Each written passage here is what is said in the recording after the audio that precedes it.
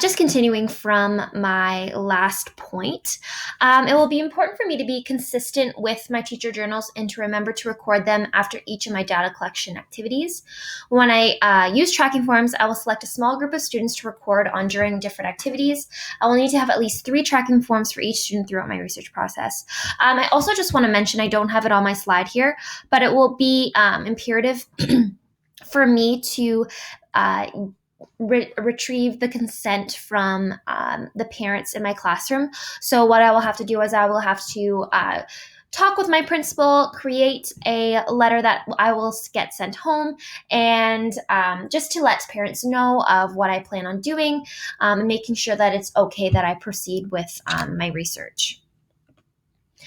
The participants that I will provide the data for my research will be students in a grade 1 class. It is important that I only collect data from my class and avoid data from outside sources, as each classroom is different, and what might work for my class may not work for another. It is important that I am focused on the ELL students in my classroom and ensure that the majority of data is coming from them, although data should be collected as a whole classroom, including students' perspectives. The reason why I say that is because I think ELL texts are a great way of creating a culturally inclusive classroom, and I want to see how that impacts non-ELL learners in my classroom, as well as obviously my ELL learners. My data will be collected in the classroom, specifically during language arts activities. I will prepare data collection ahead of time and ensure that data is organized when appropriate, either during, before, or both. Some ethical considerations. During my research study, I will ensure that all data collected is kept private and kept in an area that ensures confidentiality. So this will be kept in a locked cabinet in the classroom that I will only have access to.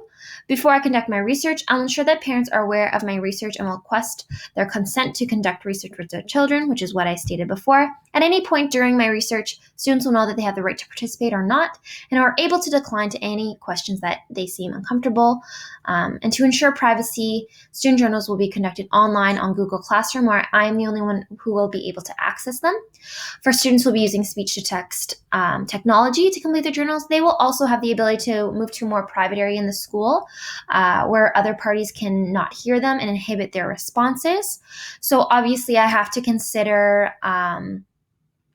the privacy of my ELL learners or any student that requires speech-to-text technology to conduct their journals. This could be done during recess, if that's the only time that I could allow for, or sometimes students can be sent to the resource room or library where an adult is there watching over them if I am unable to watch them, but just knowing that they do have an area where they can share their private thoughts in a safe environment. During focus groups, students' response will be recorded and kept in a locked cabinet. When completing student questionnaires, students that are ELL and require someone to read the questions to them will be placed behind a screen where their answers will not be seen, to ensure no judgment from myself to project onto them and their answers. So the timeline. So for my data collection process, student journals, they will be the main source of data collection. They will take place every Monday, Wednesday, and Friday of the week. Typically, I will allow 25 to 30 minutes for students to complete these journals. And so this whole process will be taking place from September to the end of term 1, which I believe is in January. For my focus groups, they will be conducted twice a week throughout the first term of school, which will take place on every Tuesday and Friday.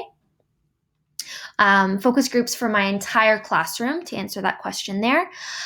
Questionnaires will only be completed 3 times through the research process, once before the research begins in September, again in November, and the last one will be completed at the very end of January. My data analysis. In order to organize and draw conclusions from my data, I will need to prepare it in a way that will allow me to compare and synthesize the information.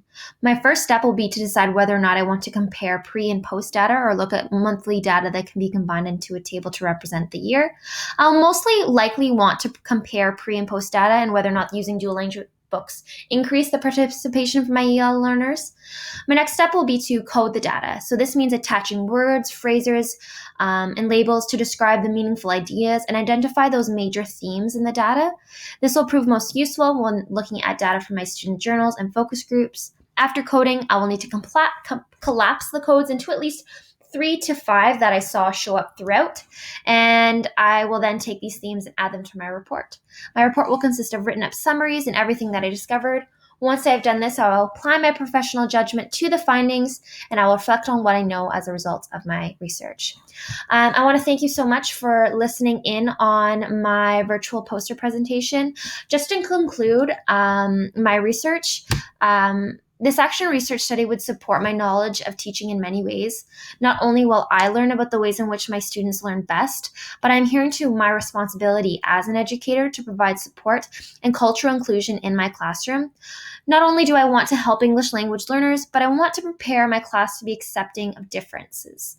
I'll be able to learn about another culture through applying different strategies that work best for my students who speak languages other than my own. All right. Thank you so much for listening. I really appreciate it. See you soon.